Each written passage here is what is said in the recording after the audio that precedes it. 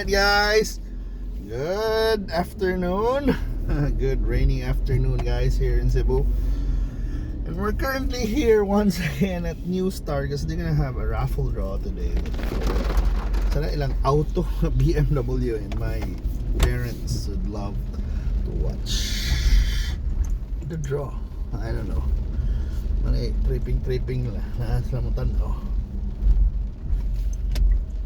So tapos lang gihatod ako padayon tas kinabuhi na to suroy sa ta. Actually we're gonna drive back to the city and mo ni bagong set up diri ang exit nila diri na.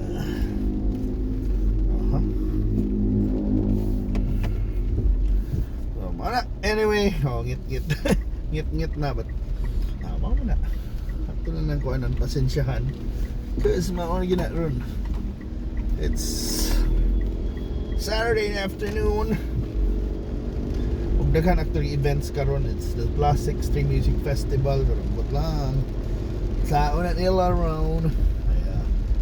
Yeah, but yeah, this is how Cebu looks like on a rainy Saturday evening. Twilight na. So it's a twilight drive. Like now nga Cebu na sad. Yeah, getting long the drive. Just it's dark. Pero mana walanda. It's gonna make sure na parang walanda safe atong drive, safe and sound. Because one issue sa kung ngit na, diba? Traffic, yun. May galit traffic, so pahinay ta, but sometimes basa ang daan, dapat magkumpiyansa. Diba? So, kaya na.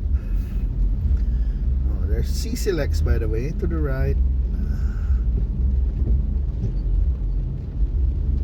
Walang payagan.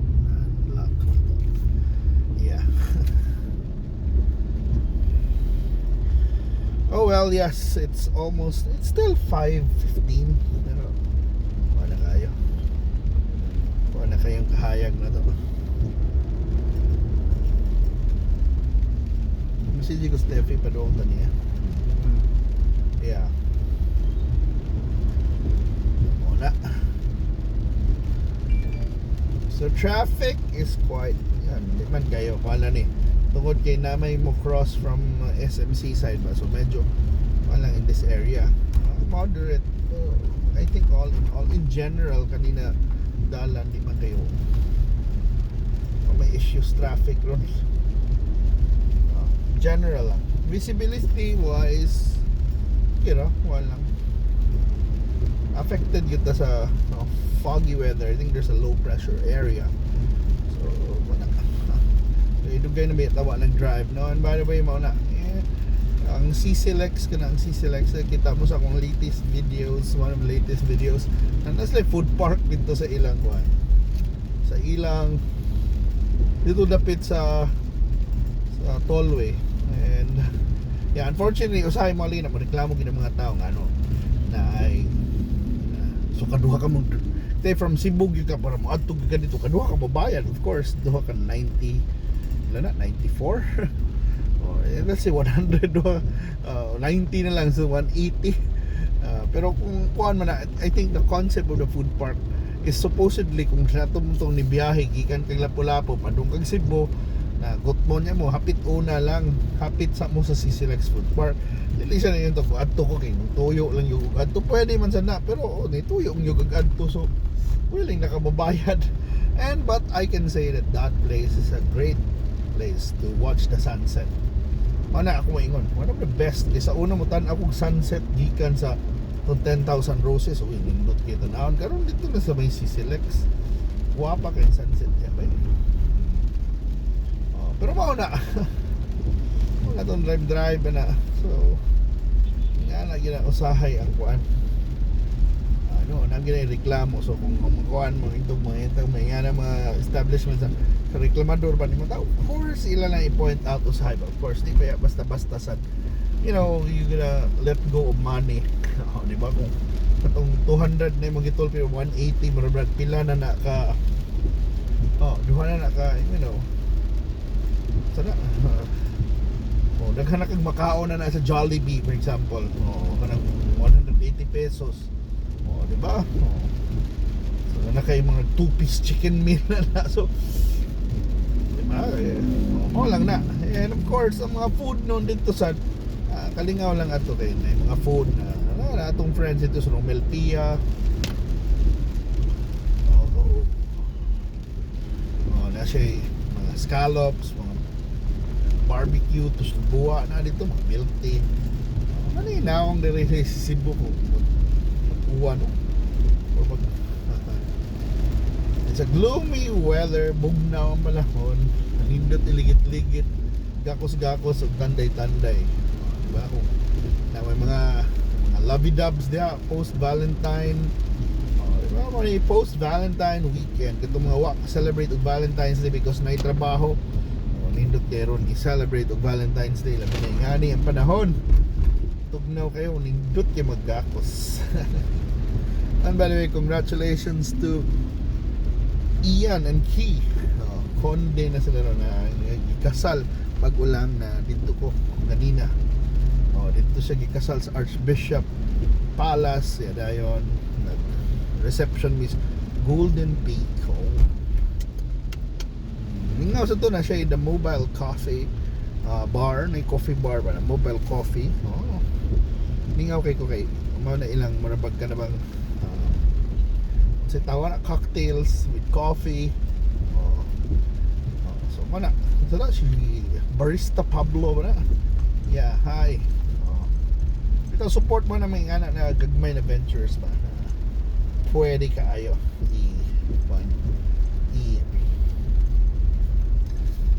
i-replicate, di ba? Muna ang kuha na to ron, this is Cebu. We're now in the port area, tas Malacanang sa Sugbo na Pier 1, it's Cocalyong. Cocalyong barko ni Cocalyong diha. So mao na itong kuan, itong sana ni alright, padung sa ta dito may dito tas downtown mo dito Urgello kadiyot tingali before one ay akong friend na si Lenmar magkuhog ticket ni napki concert rin na ron ni Ice Sequeira. Aiza Sequeira. Ano pila na ka years niya sa showbiz, but amazing concert siya ng Cebu. Masa na yung lisod ron kung mag-uwan or hopefully okay ra mo diha kato mga concert ay.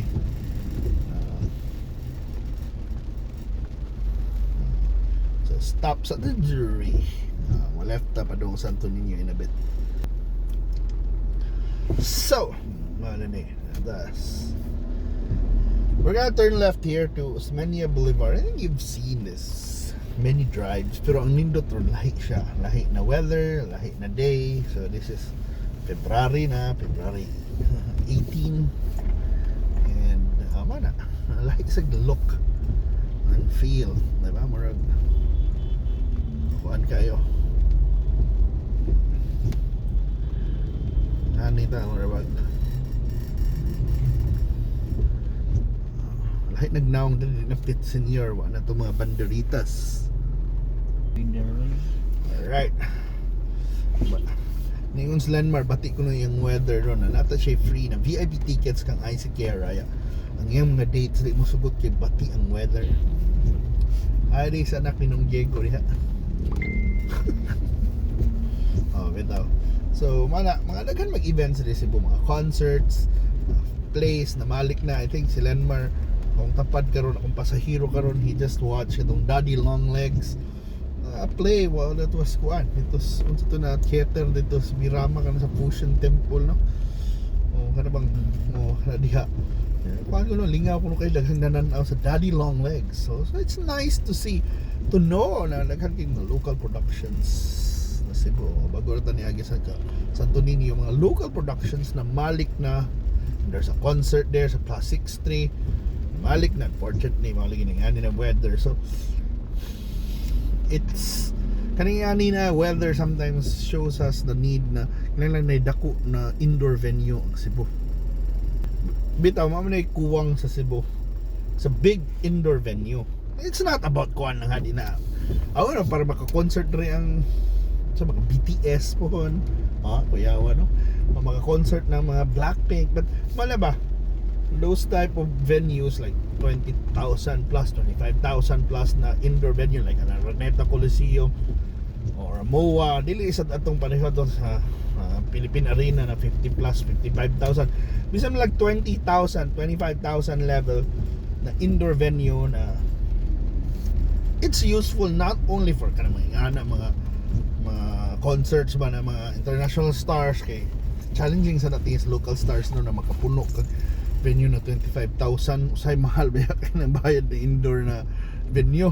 Pero mo na ba na, pero yeah, unsay potential ana ba, or not only mga concerts or acts, but it could be used for sports like basketball, diba? Kana we love basketball, we're like passionate sa basketball.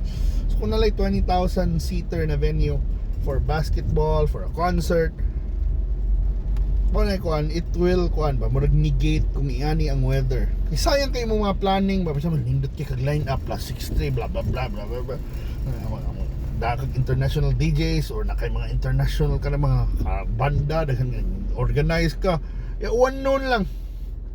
Ya di ba marabag ang mga 1,000 na dipayad kag 2,000 1,500 BBIP ka. Para dito sa una, doon sa mga wavy baby, VVIP, din maglapok-lapok ka. Di ba? Kung indoor, di ba? Indoor, marapag, di ka, wanan, pag uli, na may mong problema.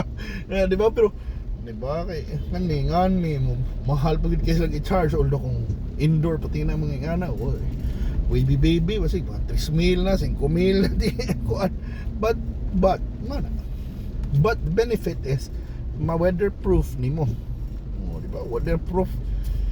Kaninga nilang na uwan ay lang sa mga bagyo ng mga signal, but weatherproof kaayo. Di ba? Maka-hold pa mo, international events. Kung napanay na venue ang Cebu na World, so kuan basig mahimo patag one of the venue sa World Cup sa basketball, pero ate labot ng FIBA World Cup. But yeah, that's a big event also that to watch out for. Imagine kita mo duwa si, hopefully kung mo duwa na si LeBron James at least before siya mo retire, makikita ang mga Pinoy niya, diba? LeBron. Pero diba, nala ba na ingana ka-importante ang indoor venue, diba? So kuan na lang na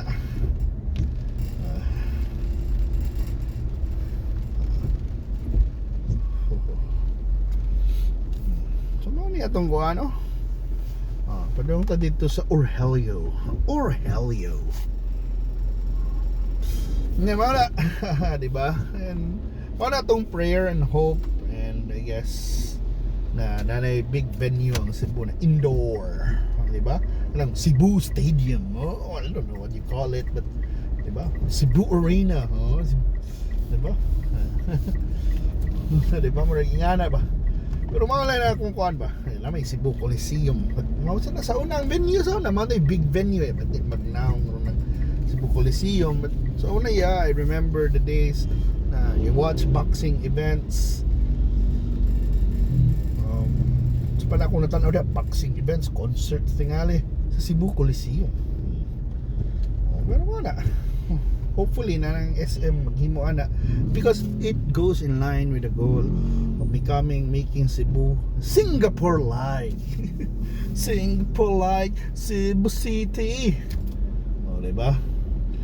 Together we can make things happen. Singapore life, Cebu City. Nahimo naman kung LSS gugaan na da. Pero mo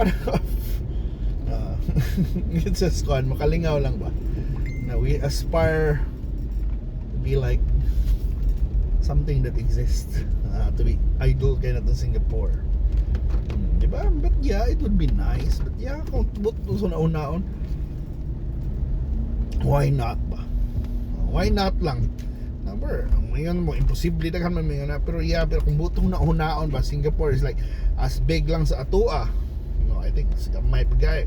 Mas dako pa tong kuan. Kada bang butong nauna-on ba na if they can katong sa una ba in the 60s kintahay katong when they were starting out, imagine suddenly they become a country na lang ba yan, then lalim from what they are right now. Murabag sa una mura na sila gamay na country sa Malaysia. Murabag wa sila pa-appeal, wa sila na-appeal sa Malaysia, but tutuusin ba, imagine, diba? Naikuha na ako na imagine na lang they made it happen, diba? Singapore made it happen for them. So kung mo-aspire ang kuha na I don't know, kuha lang na para to make it really happen. Why not we declare independence? pero bitaw nindot sa na mo-aspire. We all start somewhere, and yeah, every goal is probably seemingly impossible, but it could it can be kuan mahitabo na pwede gihapon. Pero yeah, it will take a lot of work, of course, willpower, support, diba? Pero wala atong kuan. So anyway, nata diri pa dong sa Sambag Gym. Adto na to dito dapit, but namikuha on ticket lagi ni Aisa si Kira, ni Ice. Hey Ice, Ice Kira. Pero wala, bitaw, together we can make things happen. Kasi sa wala na ako maingon, salig lang, but yeah. Pero kabaw ko na yes, layo patamahay mong Singapore, tinuod lang daghan pa kay hopefully mana one of the things that we can usab mana kanay itong unsay tawag ana atong stadium na natin ana big venues for MICE. It's not only for sports and concerts, but also for MICE, mga conventions. Nindot king Cebu daghan tag hotels, may problema na lang wa tay venue para ana, diba? So mao na ang kuan na to.